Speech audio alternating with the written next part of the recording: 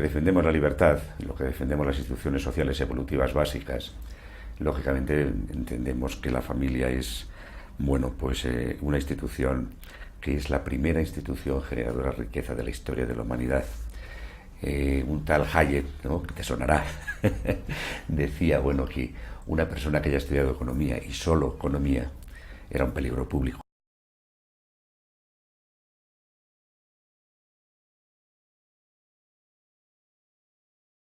Está totalmente amenazada, pero fíjate que todo eso que te comentaba antes, Daniel, era puertas afuera de la familia como institución generadora de riqueza, pero es que puertas adentro, ¿eh?, también es institución social evolutiva básica, generadora de riqueza. La familia es un soporte, diríamos, de apoyo recíproco, de servicios de apoyo recíproco, ese concepto tan manido políticamente de la subsidiariedad. La subsidiariedad en las familias se ha dado desde los principios de la especie humana. Los niños había que cuidarlos, los ancianos había que cuidarlos, los enfermos había que cuidarlos. Es decir, sin intervención intervención del Estado, ¿no? Claro. En la familia, además, nace el lenguaje. Todas las especies naturales, todas las especies vivas aprenden, pero solo la especie humana educa. Y el lenguaje y la educación, la educación es otra institución social evolutiva. Nos están quitando, digamos, la educación a las familias. En Europa, lógicamente, se persigue la educación en casa, por ejemplo. Y esto es terrible, es grave, ¿no? La familia, puertas adentro, es, digamos, la institución de arropamiento ante el Estado y ante la soledad del individuo. Por eso luchan por quitar la familia, porque a los Estados, cuando tú quitas esa institución de arropamiento, de seguridad, lógicamente encuentras solo. Y es más fácil y más dominable, digamos, por los estatistas, los individuos, que las instituciones sociales intermedias. La familia es lo más importante.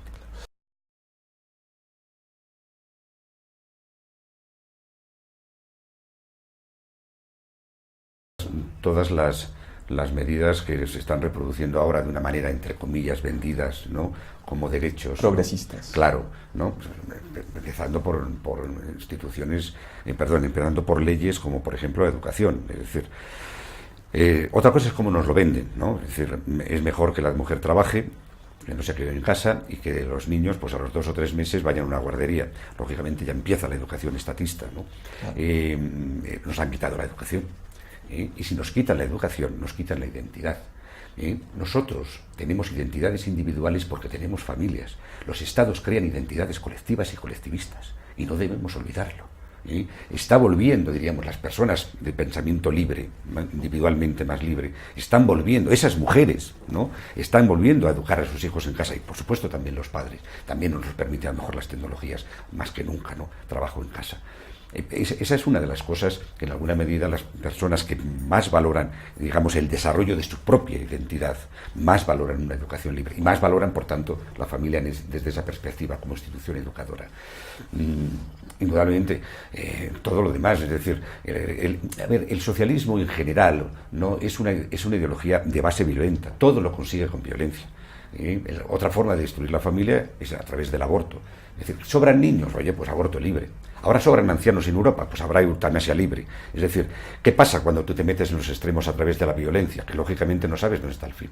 Porque ahora, por ejemplo, en Holanda es donde existe, y en Bélgica y en Suiza, donde existe más número de niños, por ejemplo, con cáncer incurable, con 9 años, que también les hacen la eutanasia. ¿Y qué haces con una persona de 40 años que quedó tetrapléjica? También se le hace la eutanasia. Cuando tú empiezas por los extremos, a arreglar, digamos, los problemas sociales desde la violencia institucional, cada vez estamos más solos. Es decir, de nuevo lo vemos. Esto se hacía antes, a lo mejor más a lo bruto, ahora se hace asépticamente en los hospitales públicos, digamos, con toda la asepsia, todas las eutanasias, todos los abortos, no las pagado, digamos, entre comillas, con todo. Porque es muy importante un pensamiento clave del que en alguna medida está enamorado de un valor, la libertad. Cuando el socialismo nos quiere quitar la libertad, nos inunda de derechos.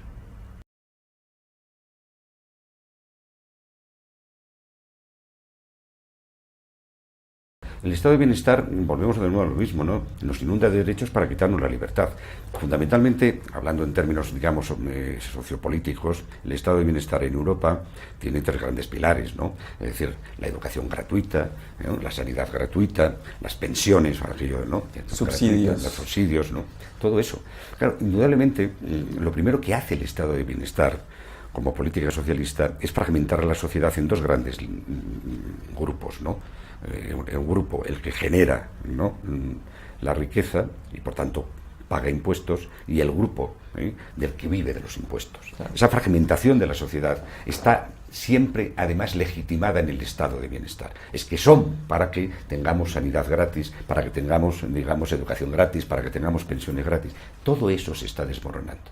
El estado de bienestar en Europa cayó, digamos, desde el punto de vista económico en el año 90, un poco como referente, ¿no? Que no se podía mantener. La primera, digamos, el primer síntoma de esa caída fue Suecia. Suecia cayó en el año 90, cambió el gobierno socialdemócrata, ¿no?, y entra en un gobierno liberal. Desde entonces todos los estados europeos ya no se pueden mantener con impuestos. El ingente gasto se mantiene con endeudamiento, cada vez a más largo plazo. Claro. Y esto es enormemente, desde el punto de vista económico, insostenible, pero desde el punto de vista ético es criminal. Porque, por ponerlo gráficamente, mis padres lucharon para tener un ahorro para que pudiéramos nosotros tener una herencia.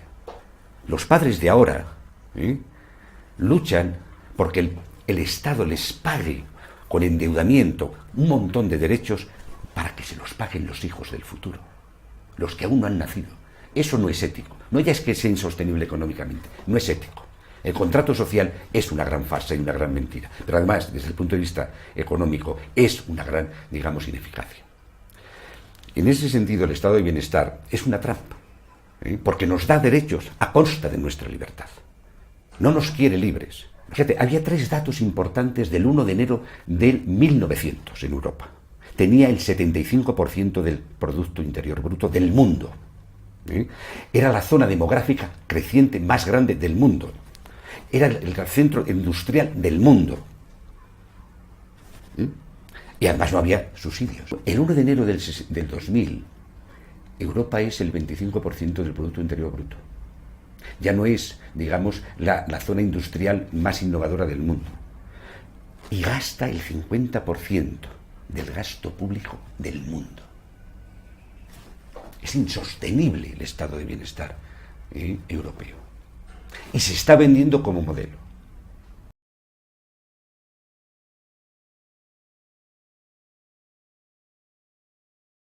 El Banco Central Europeo, como todos los bancos centrales, no es una excepción, lógicamente mantiene, diríamos, un sistema que ha hecho ya, digamos, agua de borrajas, como diríamos en España, está en quiebra, ¿no?, a través de endeudamiento. Cada vez, cada mes, cada año mayor con respecto al año anterior, ¿no? Y además con una situación muy grave, ¿no? Es decir, la deuda ya es impagable, y eso lo saben los políticos, muy en concreto en Europa. Pero además es que hay una, diríamos, una perversión del sistema. Es decir, los que generan riqueza, las empresas pequeñas, medianas, ¿no?, están subvencionando a las grandes. Con lo cual se está generando una política en donde las grandes sí tienen éxito, los beneficios son para ellas, y si tienen fracaso, son, digamos, subvencionados por el Estado. Y ese Estado, el Banco Central es el encargado. Los bancos no quiebran, las empresas grandes no quiebran, todas. Es decir, si ganas, fenómeno, ¿no? Ese famoso concepto de puerta giratoria, en donde un gobierno cae en unas elecciones y entonces los ministros se van a las grandes empresas, a los consejos de administración, claro, porque desde allí consiguen subvenciones.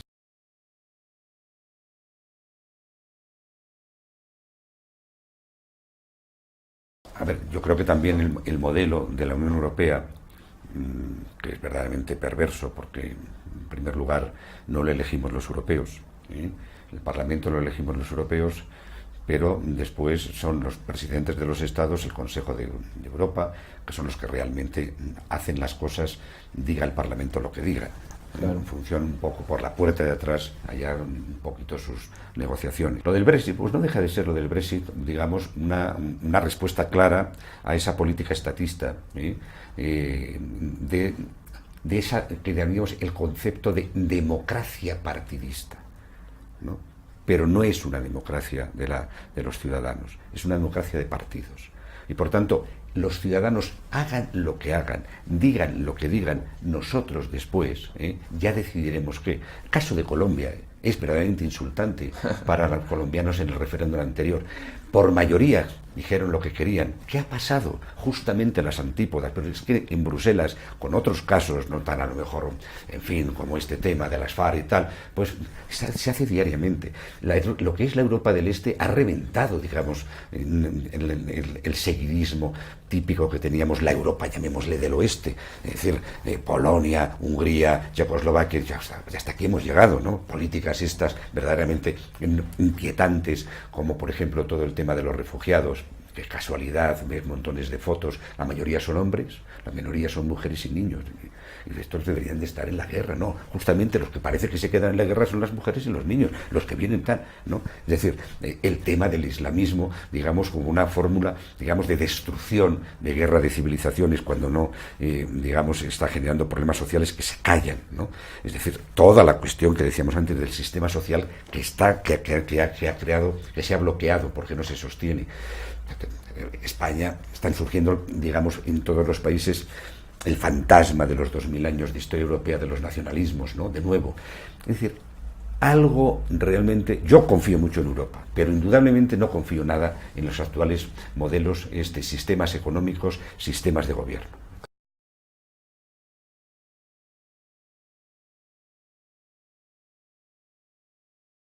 Hombre, en primer lugar porque se está dando cuenta la familia. Hay determinadas, diríamos, subideologías, lo que llamaríamos las bioideologías, que lo que nos gusta el mundo de las ideas, al menos nos preocupa, ¿no? Es decir, el ecologismo, es decir, el planeta está en peligro y la culpa es el ser humano, la especie humana, ¿no? Y ya podríamos desaparecer el 50 al 80%, que quien lo dice no se pone, diríamos, en el primero de la lista, ¿no? Yo estoy deseando que el que dice eso se ponga el primero de la lista para desaparecerse a sí mismo, ¿no? Pero no está por la labor, ¿no? El feminismo destruyendo, diríamos, la igualdad ante la ley, ¿no? En el caso de España, en el caso de toda Europa y en el caso de la ONU en general, ¿no? La otra cuestión, ¿no? Como es un poco el tema del que decía antes de la educación. Claro, el tema está en que ¿dónde hay una institución de arropamiento? Las mujeres, sobre todo las mujeres y los hombres, por supuesto, también, se están dando cuenta de que se están quedando solos ante el Estado. Y que cuidado, que por supuesto ningún modelo familiar es perfecto, ninguno.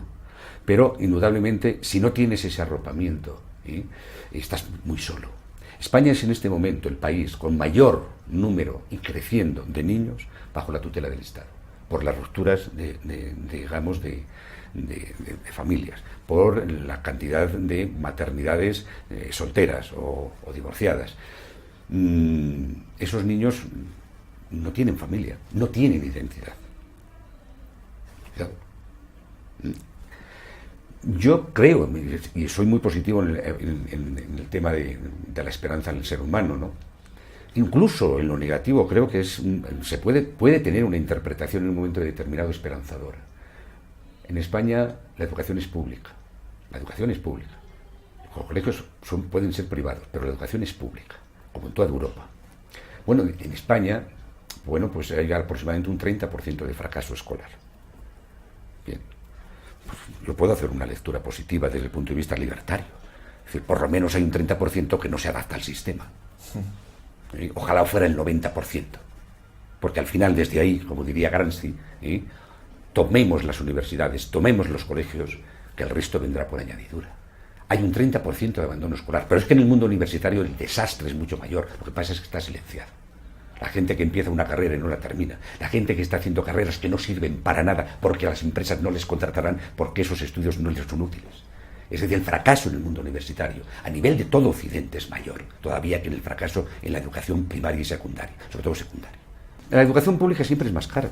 En España en este momento, un año escolar de secundaria está rondando los 9.000 euros. Pero no lo ve el padre que paga. Y ese padre que paga, ¿sí? Yo tengo un hijo que ya terminó la carrera de físicas, ¿no? Muy bien. Entre comillas ha estudiado en la pública, en parte. También ha estudiado en la privada, ¿no? Muy bien. ¿Cuánto he pagado? Yo empecé a trabajar a los 22 años y empecé a cotizar. Y parte de mi cotización iba ¿sí? A educación. Y sigue yendo a educación mientras estudió mi hijo. Pero yo estaré, y todos estaremos con nuestros impuestos pagando hasta los 65 años. Si yo cuento todo lo que he pagado para educación, no solo los años que ha estado mi hijo, estoy seguro que mi hijo podría haber estudiado 3 másteres en Harvard. Pero es que además ese concepto de educación de educación gratuita es falso.